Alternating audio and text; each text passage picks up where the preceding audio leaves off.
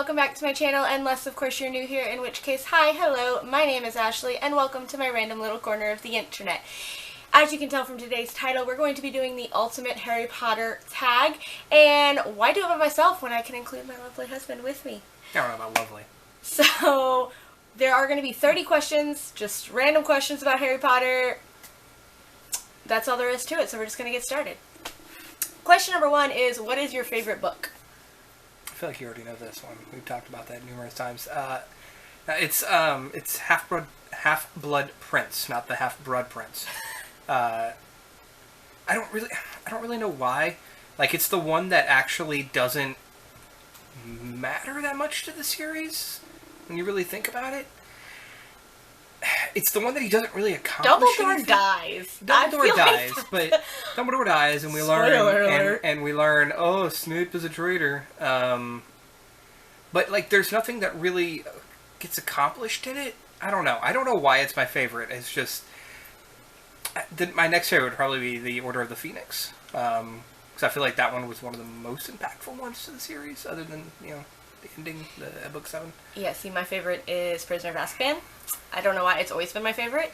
It has a different tone to it than the other, and maybe it's because there's no Voldemort. I don't know. It's like the last one that was light-hearted. Yeah, I mean, because when you hit 4, then Cedric dies, and everything and Voldemort comes back, and everything. So I don't know. That's always been my favorite one.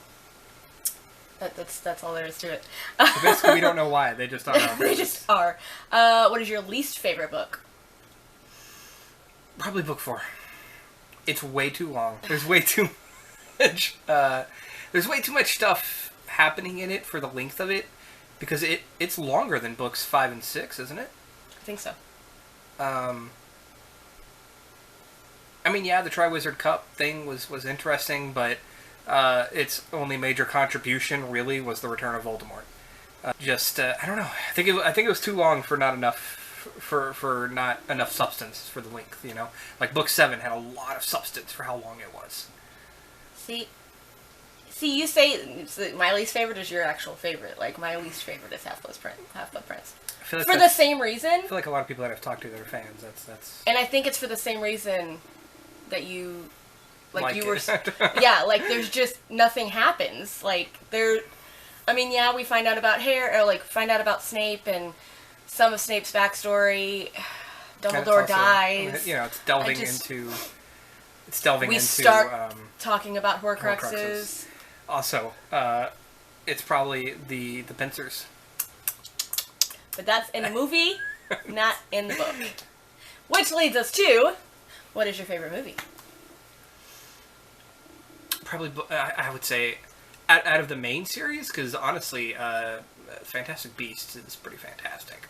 That is surprising, because so many people have said that the Fantastic Beasts movies are total trash. The first one which is good. I do not agree with. I love both of them. The first one is good. The second one... The storyline is going a little bit crazy. But, honestly, I would probably say the 5th movie. The fight between Dumbledore and Voldemort was everything I was picturing in my head. Like, how epic and badass it was. I'd probably say that one. That's my favorite. See, for the longest time, I've always said that Prisoner of Azkaban is also my favorite movie. But I actually, I really want to say Deathly Hallows Part 2. Like, the final movie. Just because everything, like, all of the action and everything. I am very, very upset of the way that they did the ending? Final scene, like the final fight between Harry and Voldemort was the stupidest thing I've ever seen in my life, but we will get to that in another different question down the line. Okay. But I don't know these questions. She wrote them all down. I have no idea what's coming. But other than that, like, just the way that, like, the other battle, the imagery of how they present it is really cool, and so I like 7 Part 2. Okay, so what is your least favorite movie? Mine is Goblet of Fire. Yeah, you go. Okay. Mine is Goblet of Fire. They leave so much out. Just like you said, the fact that the book is the longest book, they leave so much out. They leave so much out of, like, the maze. Like, there's other things. Like, in this, it's just a maze. And they run through it. But there's no, like, obstacles. There's no Sphinx. There's no Blast-ended Skrewts. I mean, You know, and then they leave out the part where Harry gives his winnings to the twins, and that's how they open their shop. They leave out so much in that movie, and like that. So yeah, that's right. And the haircuts. Nobody has a haircut. Why?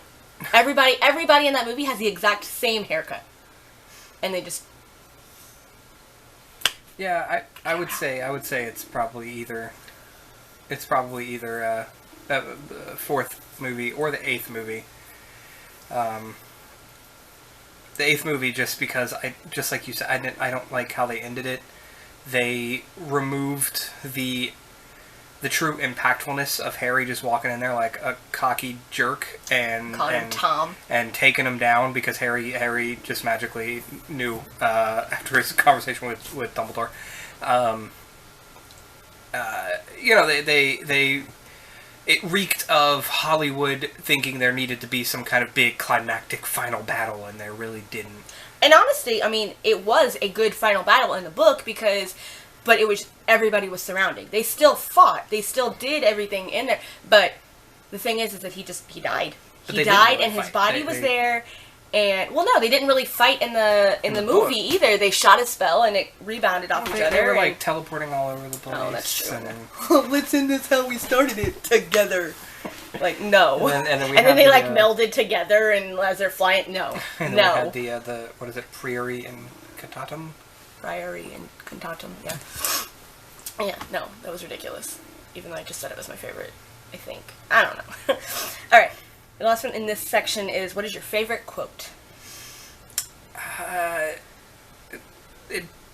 The first one that comes to mind is, happiness can be found even in the darkest of time if you remember to turn on the light. Not my daughter, you bitch. That's probably another good one, too. Just Molly being awesome. But, my favorite is the happiness can be found even in the darkest of times if one remembers to turn on the light. It's very deep. Did you put your name in the Goblet of Fire? It's not. Alright, moving on. The next section is characters. So question number 6 is, who is your favorite Weasley? Fred. Fred. I love Fred. And everybody's like, you can't separate the twins. I don't know, JK did. Fred. Fred is my favorite, especially in the last couple of books. Fred has the one-liners. Fred is funnier. George is there. And sure, he tags off his twin, but, Fred is the funnier one. Fred has better lines and better, he's just better. So, I think as coming from a standpoint of being a writer myself, you and I have had these conversations, and I'm really big about characterization, and I'm really big especially of characters needing to have a story arc. I don't care if they're main characters, side characters. If they are taking any kind of focal point, they need to have an arc. And that's kind of one of my biggest things with her writing, with JK's writing, is that nobody really has arcs. There's few that do. So that being said, from that standpoint, Percy is probably my favorite Weasley, because he has an arc. He goes from being an arrogant, snotty jerk to then betraying his family, to then at the end realizing where he went wrong and trying to redeem himself in his family's eyes to come and help them fight, standing beside his brother while they're fighting together and witnessing him die. And so from that standpoint, Percy would be my favorite. Just my favorite over all those is probably Charlie. Yeah, he's cool. Works with dragons, Okay, and then we come back to he just redeemed himself. Percy's the favorite Weasley. Who are you? I mean, no, I get what you're saying. Characterization-wise, yes, but Percy's a terrible person. Chris is not. So is Snape and Dumbledore, and everybody loves them. Who is your favorite female character? In the book, Ginny. She would also probably, honestly, be another contender for my favorite Weasley, actually, now that I'm thinking about it. Book Ginny is fantastic and leagues and above movie Ginny.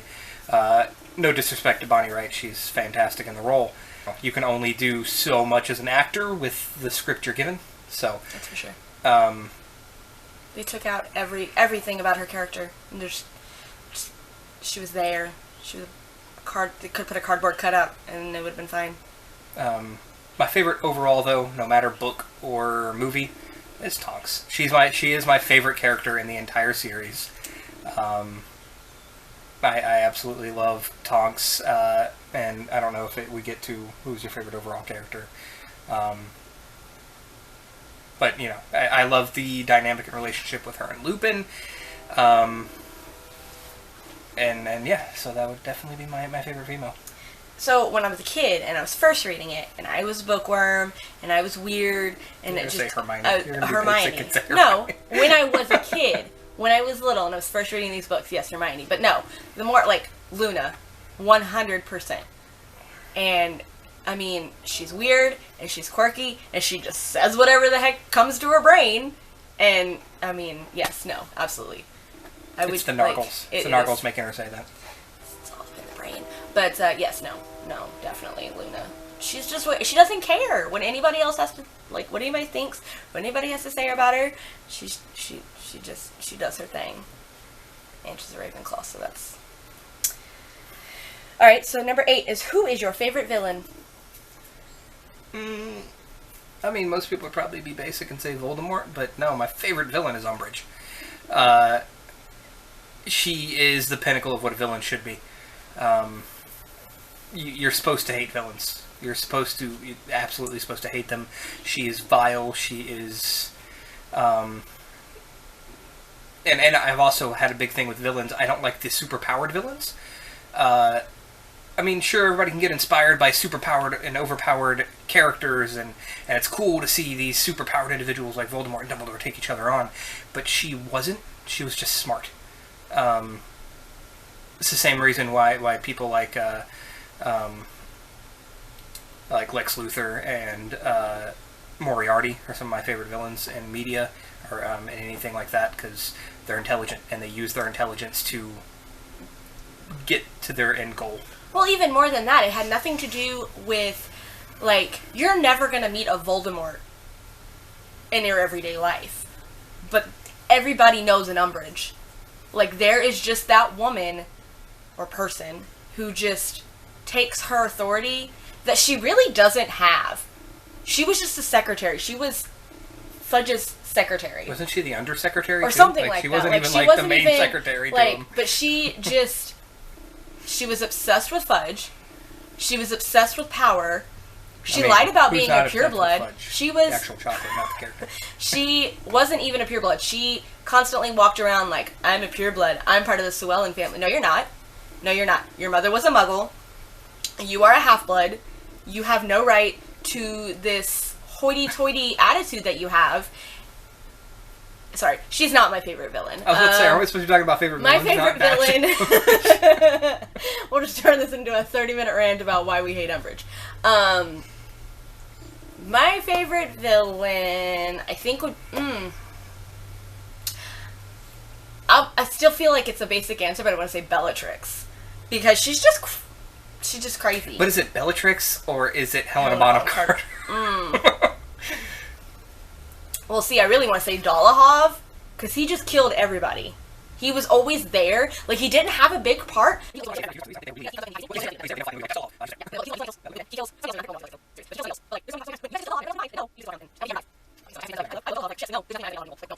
I don't think that answered the question, because it said your favorite villain, and I'm like, I hate him. We go with Bellatrix. Who is your favorite male character?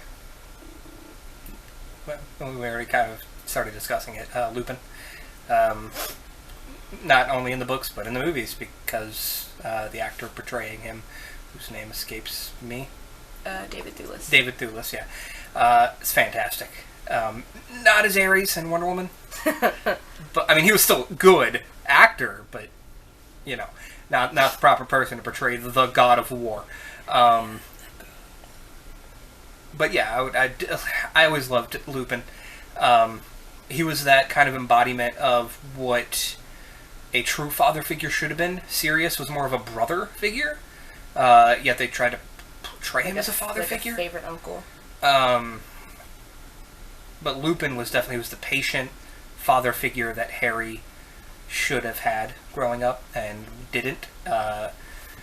And then again, the dynamic between him and Tonks' relationship. One of the scenes that I think will ultimately be the scene that they cut that pisses me off is when him and Harry get into a fight.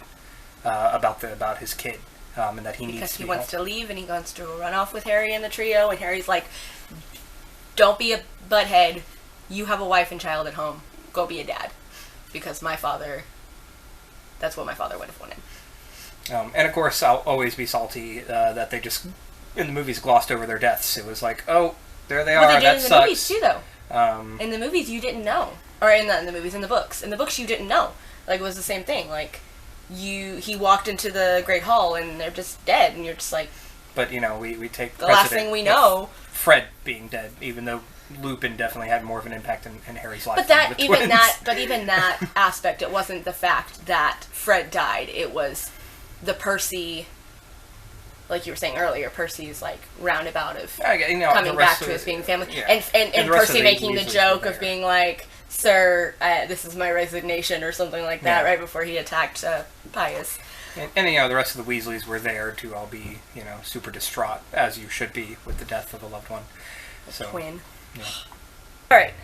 Oh wait, I didn't say my favorite character. It's like, as I go through these, I have an answer in my brain because I do know the questions, but then you say yours, and I'm just like...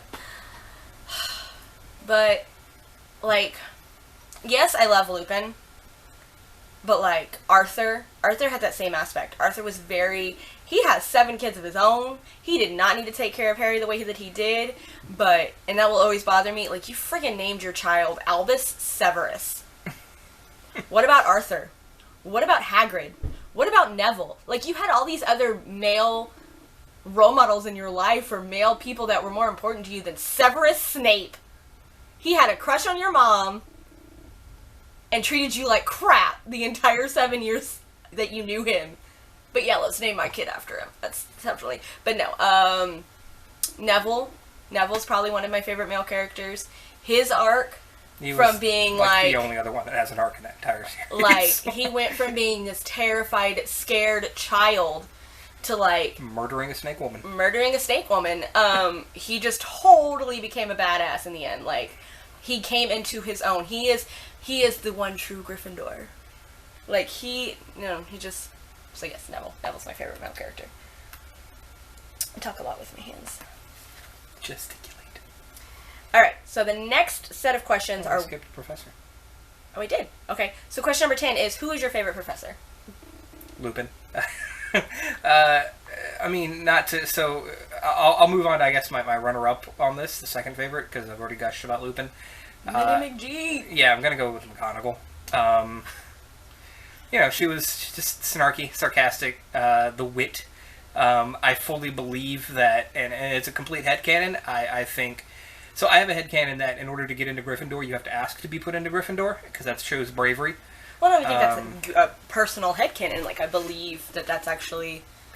I don't know, it could have been one of those random things that JK, retroactively decided.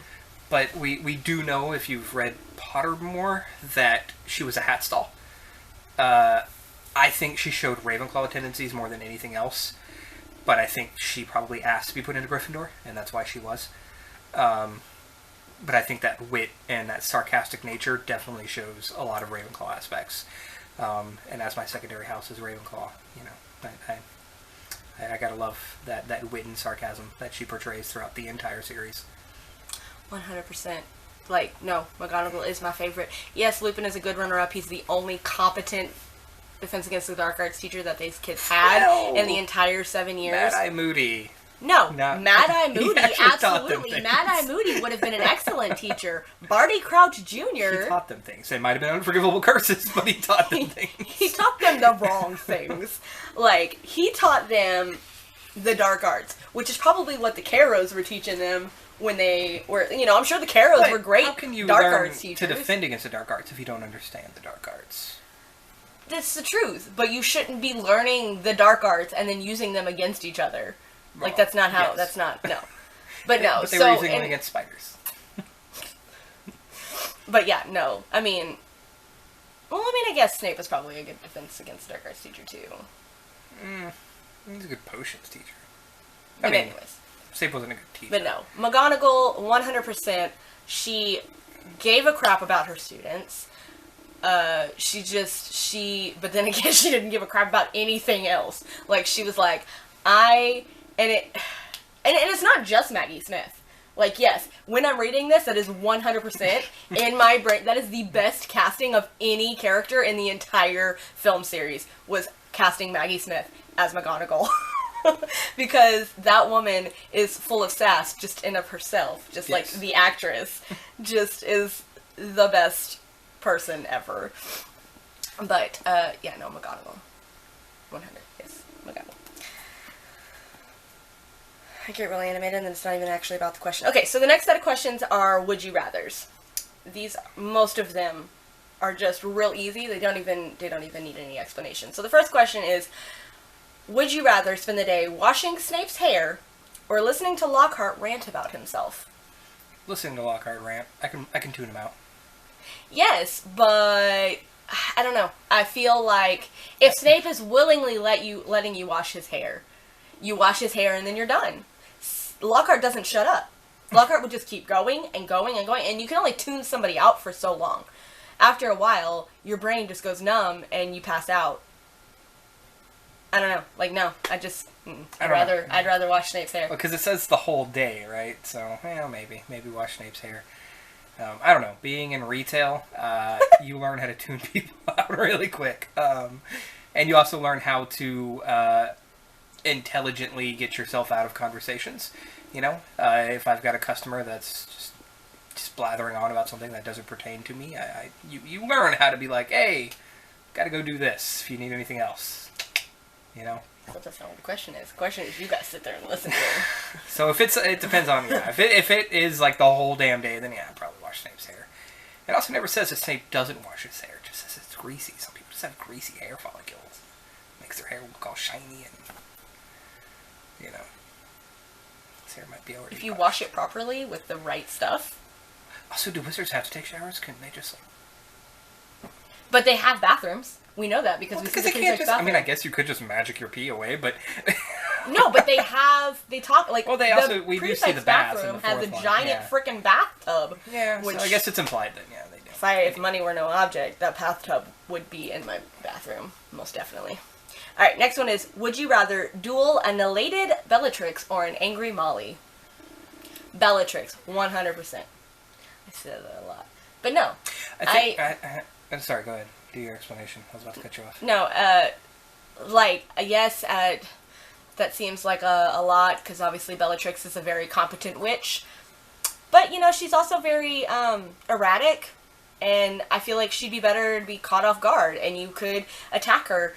But Molly? An angry Molly. That specifically is in the question, an angry Molly. Like, no, there's no question. Like, you'd be dead. She would kill you on spot. Like, So, I'm going to go with the opposite. I'm going to say I'd rather duel an angry Molly.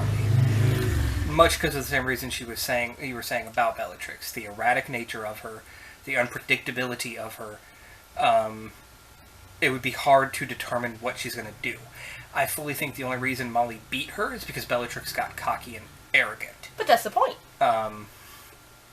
Is that she does. Whereas, coming from being in martial arts my entire life, getting somebody upset is a good way to get them to make a mistake. If you keep a cool and level head and you get somebody really angry, you can bait them into a trap. Had Bellatrix been not completely crazy, she probably still would have beaten Molly at that point. But because she's completely crazy and believed in her own superiority, that's the same thing that led to Voldemort getting killed, is believing in his own superiority. Yeah. All right, next one. Would you rather travel to Hogwarts on the Hogwarts Express or in a flying car?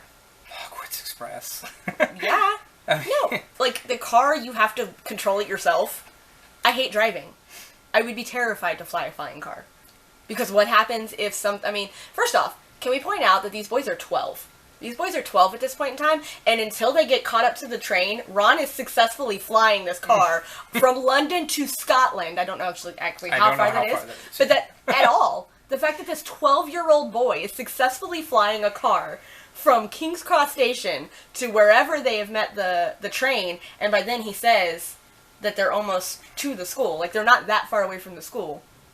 Like, where is he learning to fly a car? And we do know it takes like 9 hours to get there. So they leave at like 7 or 11 in the morning and get there at like 7 or 8 at night. Yeah, like it's definitely takes a while. But no, 100. Yeah, definitely the train, because I mean you got snacks, you take a nap, like you don't have to do anything. I've also always said this. Now, granted, It's also comfy. It's magic compared to science, but I've also always said this: the reason why we're never going to have flying cars is because that's stupid. What happens when a car dies now? It stops working. Flying car, they die. Say, I know my car. You're gonna run out of gas, now, and you're having levitating cars. Okay, but same kind of thing here in my mind. I'm like, what happens if something happens with the car? I do. You're plummeting now. Okay, so again, I feel like this is an easy one. Would you rather kiss Voldemort or give Dolores Umbridge a bubble bath? Oh, I'd kiss Voldemort. In a heartbeat. I do not want. I do no. Mm-mm. As long as he doesn't do that tongue thing. Awkward hug. Feel like his kisses would be just as awkward, but I don't care. Just get it done. Move on. All right. So last one on the would you rather would be: would you rather ride a hippogriff or a firebolt? Probably a firebolt. I keep feeling like I keep leaning out of frame when I look at you. No, see, I don't know.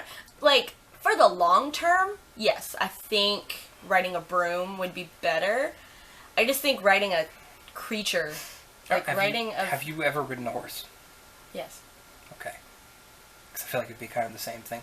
Yeah, I mean, even if something is trained, if the creature is trained to be allowed for that, which Buckbeak wasn't, to be allowed for that. Hagrid, as sweetheart as he is, he was not prepared to be a professor.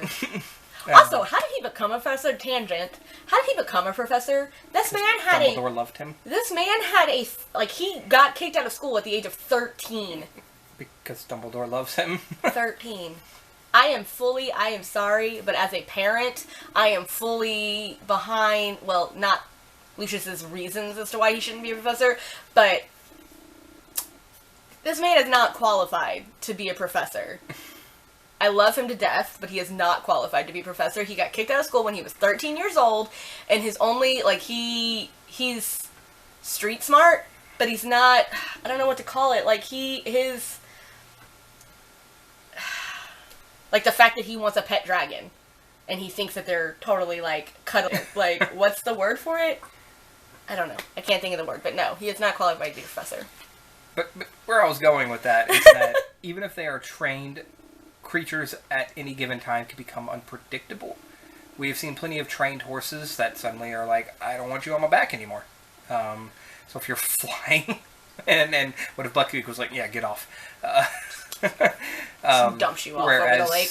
Something like the broom, you're in complete control of it. You're controlling where it's going, how it's operating, Whereas with the animal, you might think you're in control, but no, that animal's still in control. The animal still has a brain. What did they say in Sherlock? It's tricky at both ends and crafty in the middle, or something like that. Why Sherlock doesn't like to something like that. Ride horses. Alright, this next set of questions is book to movie adaptation. What is the one character you felt differently about in the books versus the movie? I feel like we could do a countdown and say the same thing. Jenny. Yeah. Absolutely.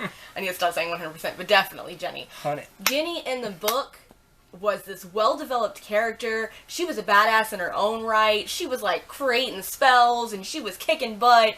And in the movie, I already said it, they could have stuck a cardboard cutout in there. As well as they wrote her character, they could have stuck a cardboard cutout in that movie and it would have been the same thing. I mean, Bonnie Wright's fantastic, but there was no chemistry between her and Harry. The weird, tying your shoe, why? Let me tie your shoes, because this is, awkwardly romantic. There ain't nothing romantic about tying your shoes. I mean, I guess, the close proximity, I guess.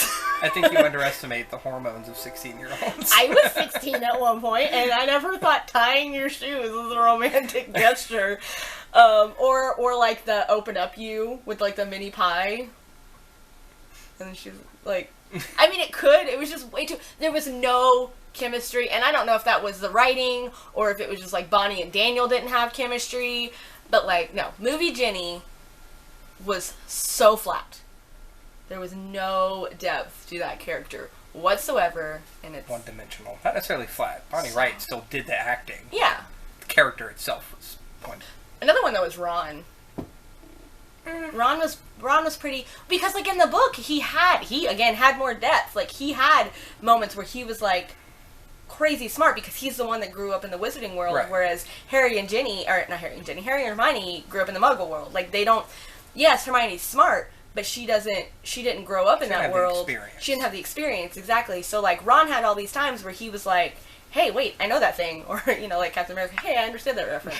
Like he had all these times, but in the movies they didn't. Like they just took him away. Or time, like there's a few lines and few times where they took away even his like quippy little one-liners or something like that and gave them to Hermione. Yeah. Like or to Harry. Which, okay, book Harry, much more sarcastic, so I guess my runner-up is actually Harry. Book Harry is much more sarcastic than movie Harry. There's a lot of funny lines that Harry had in the books. I feel like I know the answer to this one. Is there a movie that you preferred to the book? No. Yeah, no, I mean, yeah, visually the movies were beautiful, but they left so much out of every single one of them. Oh my god, why is my mind just now blanking? Matt, the Finding Your Creatures. Fantastic Beasts. So this is based on the 8 Harry Potter movies. Yes, obviously, the Fantastic Beasts series is... we're getting 5 movies based on a book that's this big. Like, I feel like it's not based on that book. The first movie was based on that book. That's true. All right, Richard Harris or Michael Gambon as Richard Dumbledore? Harris. Richard Harris, absolutely. Michael Gambon did a good job of picking it up. But he himself admitted that he never read any of the books and didn't plan to, and it came out, Like he did, calmly. He took, okay, I am a principal headmaster of the school of 200 plus kids, like I should have some authority in my voice and blah blah blah.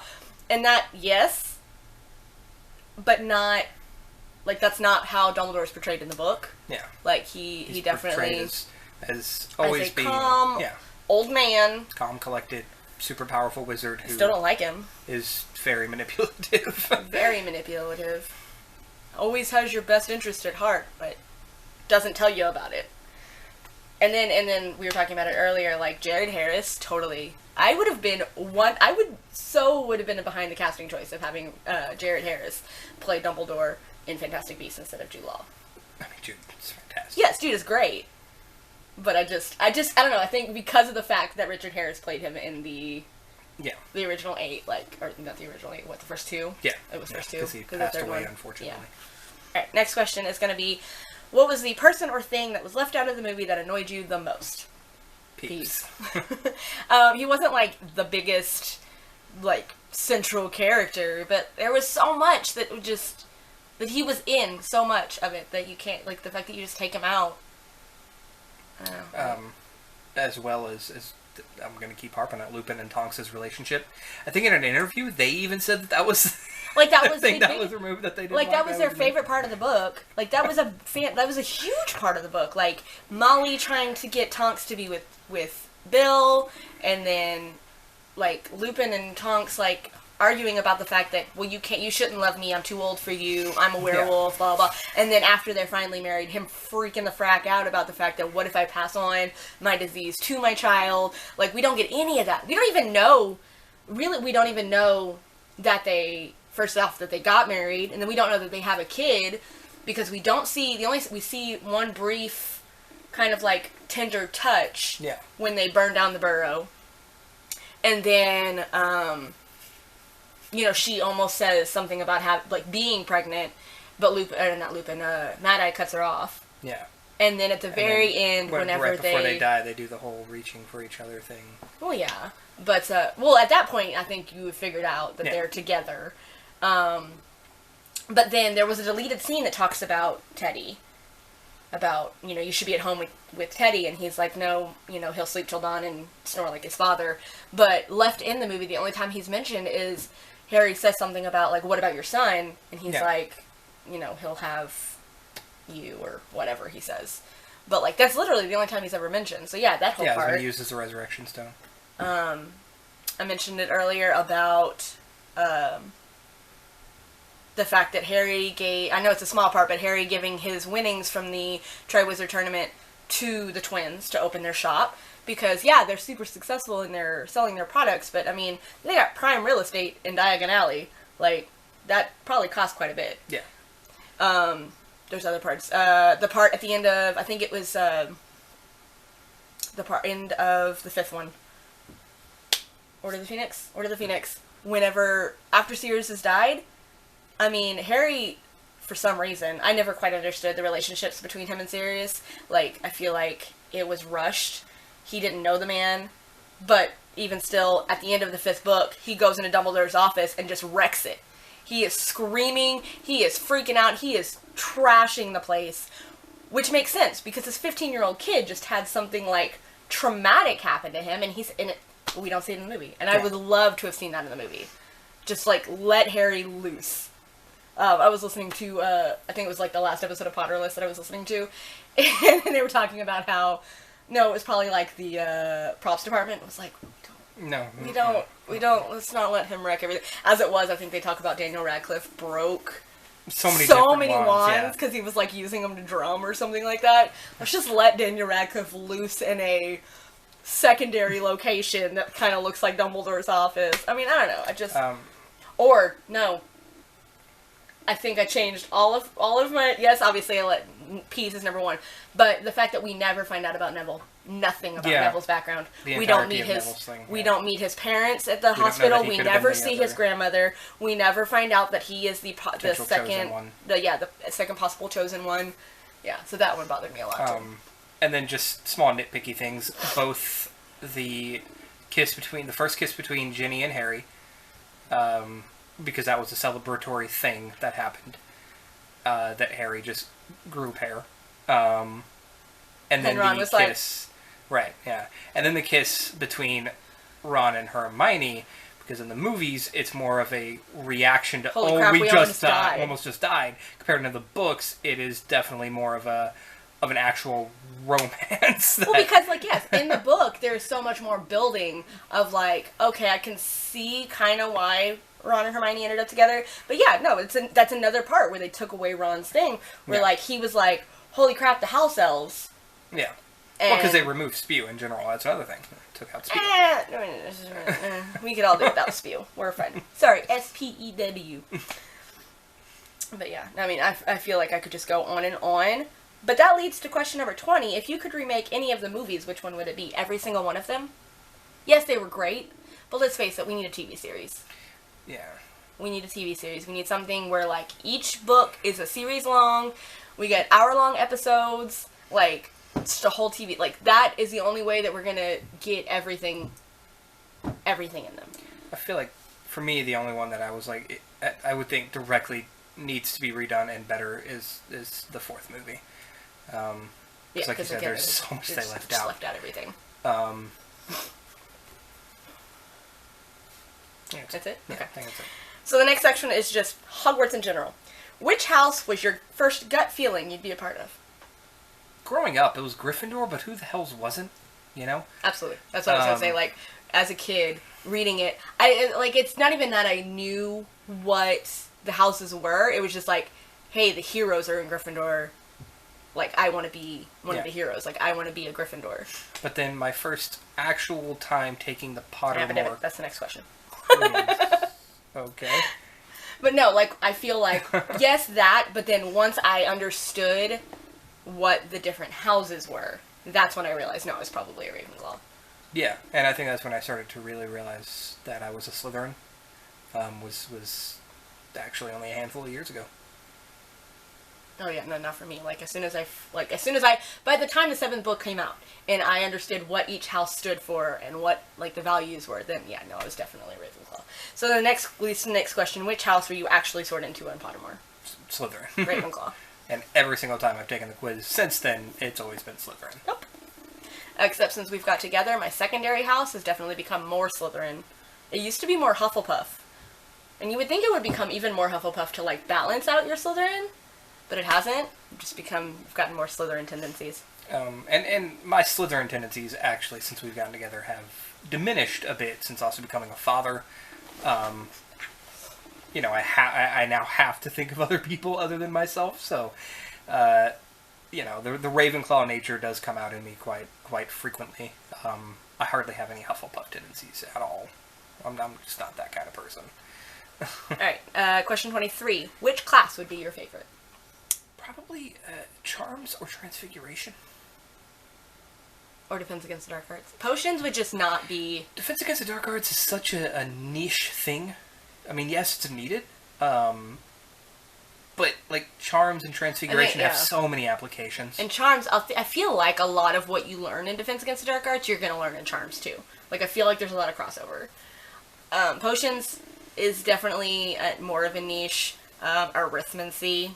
Yeah. Let's do some addition and then divination. Let's do it goes in world equivalent of math class. Like arithmancy and divination go together, and neither one of them. No potions. No alchemy goes with potions, kind of, sort of. Herbology, care magical creature. No. So definitely Charms. I want to learn all of the spells. In terms of what would have practical applications, Charms and Transfigurations. I want to learn all of the spells. Which leads us to. What would be the most useful spell to learn? Accio. Accio. I mean, yes, the other ones are cool, but let's face it, humans are lazy. Yeah, Accio. Muffiliato. I was thinking that too when I was writing these down. Yeah. I'm trying to think of the spells that I know off the top of my head. That Alohomora would be a good one. Well, all right, there, B&E. It wouldn't be breaking if I unlocked the door. All right, which character would you instantly become best friends with? Luna. I said that earlier. Like, she's my favorite. She's just so quirky and so fun, and just like, I guess in the 90s. When this was supposed to be taking place, she would have been the weird one that nobody wanted to be friends with, but let's face it, like, nowadays, she would be the most popular kid at school. Yeah. Like, Luna would be awesome. I don't know if I'd instantly become friends with any of the trio. The most likely that I'd become friends with of the trio is Hermione. The most likely, I unfortunately, we know JK and her opinion on Slytherins because she made them all eat. I don't know. Really, I don't see myself really becoming friends with any of the main series characters. I don't think my personality would mesh well with any of them. I mean, I'm a loner by nature. You thought he's a Draco. No, he's a whiny little idiot. I feel like he should have gotten a redemption arc. I think he could have had a Zuko level redemption arc. Absolutely. But JK doesn't do characterization very well. I feel like she almost started to, kind of, and then like at the very end when he's there on the train. Like his mom got more of a redemption arc. I don't know. Lupin would probably be that. I would like him to be more of like a mentor kind of relationship, but none of the main series characters I would probably be friends with. I'd probably be friends with some of the other people that aren't ever talked about in the books. Who knows? Hannah Abbott, she might be pretty cool. Susan Bones. Absolutely. Alright, so miscellaneous questions. 26. If you could own any of the Hollows, which one would it be? That probably an invisibility cloak. It's you would definitely... The wand just invites... I'd be constantly scared someone was trying to kill me. Like, it says the one guy literally was like, he was sleeping and someone slit his throat just for good measure. Like, took the wand, which was fine, but then just slit his throat, like... But the Resurrection Stone, just like it even talks about in the book, is that a lot of people have just driven themselves crazy to the... Alright, number 27. Are there any aspects of the books you would change, characters, events, etc.? We were just talking about it. Almost every character. No, but definitely, we were just talking about it. The redemption arc for Draco would have been fantastic. And like you said, like a Zuko level redemption arc. Like, he was raised to be the way that he was. Like, that wasn't, I mean, I guess, they started school when they were 11. Like, you're still being molded at that point in time. Like, you're not, fully baked. That's a Doctor Who quote. I don't know who I am yet. I'm still baking.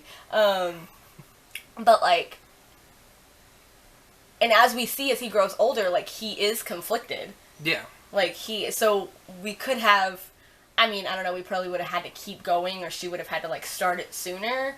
But, like, yeah, no, definitely a redemption arc for Draco would have been fantastic. Then I wouldn't have feel so bad about all of my Hermione dreams. Yeah, no, Draco having a redemption arc.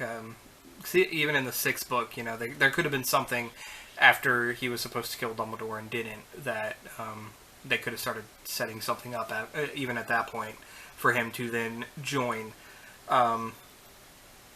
You know, and it could have even been something as simple as when they all think Harry's dead, and then he, you know, reveals that he's not. That Draco, at that point, could have turned tail. There is a deleted scene where, like, that is after the awkward hug in the movie. After the awkward hug with Voldemort, and he goes over to his parents purely because, like, it's his family peer pressure. Like, he did not want to cross over there. But, like, he was like, no, those are my parents. Yeah. I need to. But as soon as, there's a deleted scene that as soon as Harry hops up out of Hagrid's arms, Draco runs back across and yells Potter and throws him his wand. Like, it's just very, very brief. But even that could have been, you know, a good redemption arc. Because then at the end of the movie, like, they're all standing on the platform, and they, you know, like, through the train smoke or whatever, they kind of give, and then of course if you've read Cursed Child, they have a little, I think, a fist fight in that or something. But then they like, do admit that they have respect for each other.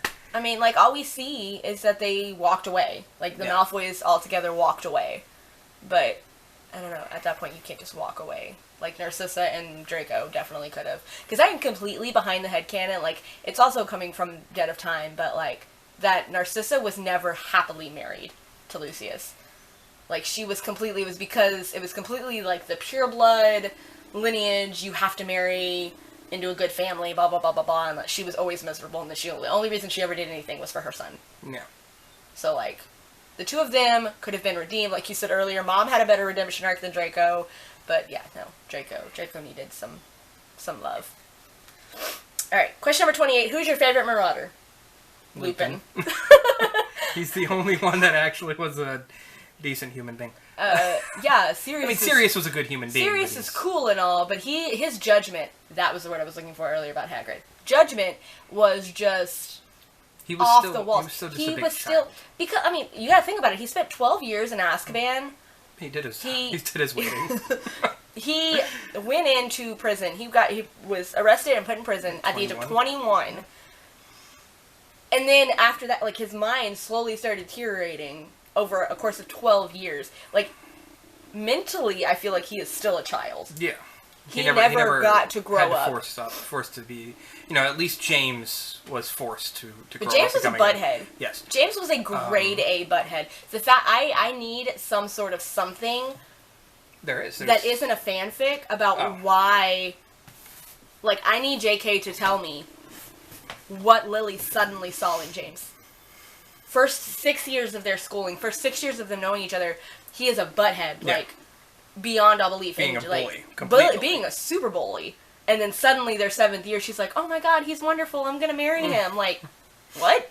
I don't know if you've watched it, or if anybody's watched it, but there is a fan-made, like, 20-30 minute video about the Marauders on YouTube that ends with Snape just going ballistic on them, and he uses Sectum Sempra, and that's why Lupin has all of the scars all over his face, is because he uses Sectum Sempra on Lupin and scratches him all up. And well, I think scars on his face also because he's a werewolf. It's a werewolf. That's probably the canon explanation.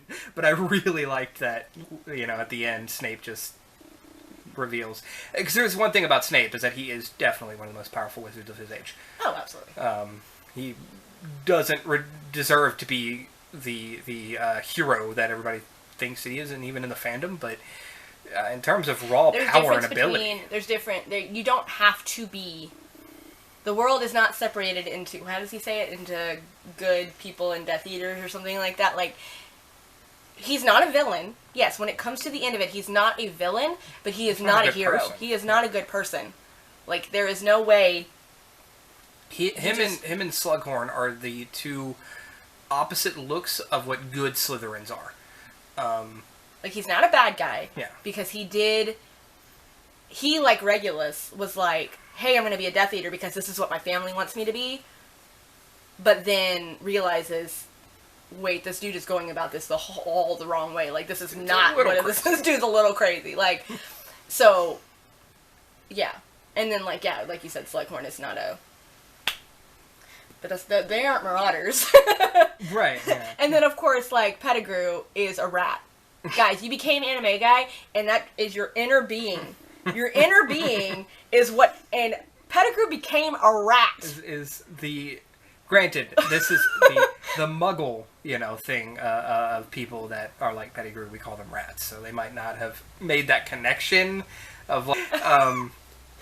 but, yeah, no, they might not have made the same connection that Muggles would have made to him being a rat. But.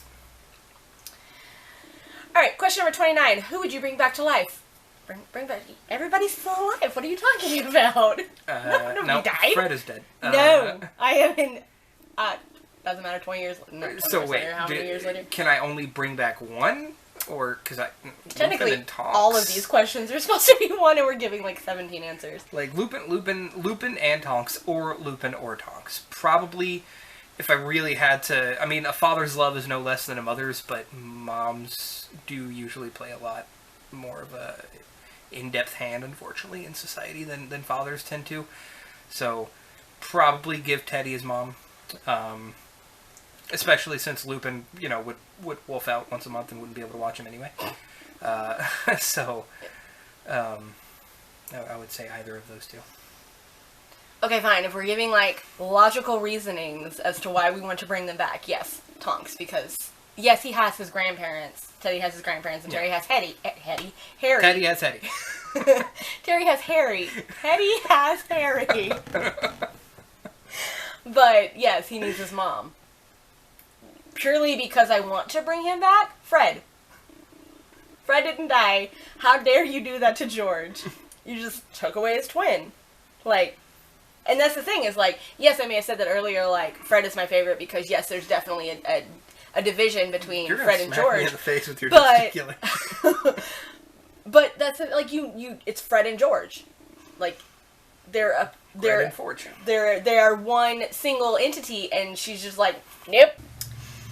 So fine, whatever. Okay, last question. This one's a super easy one. Hollows or Horcruxes? Hollows. Horcruxes. Neither. I mean, yeah, neither really, but like Horcruxes are cool in theory. No. No, but like the. You saying being immortal might be cool in theory, but Horcruxes are definitely the darkest and vilest of magic. Yes, because there's that one thing that we don't even speak of like how you create a Horcrux. Yes, you have to kill people. Yeah, out of all of the things that in the 20-something years of the she series retroactively that she has yeah, she refuses. So like I think some of the headcanon has been like cannibalism or things like you have to like eat part of them or something like their heart or something. I don't know. But, like, that's never said, but... I mean, there are some...